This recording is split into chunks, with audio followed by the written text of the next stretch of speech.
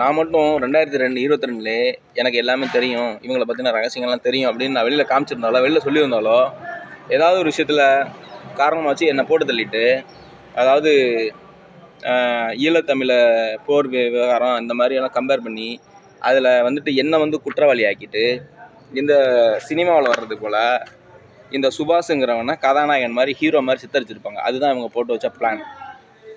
அந்த சினிமா காட்சிகளில் வர்றது மாதிரி, அதாவது சோனியா காந்திக்கும் அவங்க குடும்பத்தாருக்கும் அதாவது பாரதிய ஜனதா மூலமாக பிரச்சனை வந்துச்சு, அந்த சம்மந்தப்பட்டவங்க மூலம் பிரச்சனை வந்துச்சு, ஒரு புது பிரச்சனையை உருவாக்கி எல்லாத்தையும் பண்ணிவிட்டு ஏன் மேலே இல்லாத போல பழியெல்லாம் தூக்கி போட்டுவிட்டு இவனை ஹீரோ ஆக்கியிருப்பாங்க.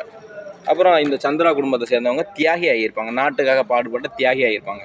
இவங்க நேதாஜி சுபாஷ் சந்திர போஸ் குடும்பத்தை சேர்ந்தவங்க, நாட்டுப்பற்று தேசப்பற்று உள்ளவங்கன்னு சொல்லிட்டு இவங்க மொத்த பேர் தியாகி ஆகியிருப்பாங்க. அதனால வெளியில் எதையுமே காமிச்சிக்கல. இப்போ தான் இந்த குற்றவாளியெல்லாம் அடையாளம் காமிக்கிறேன்.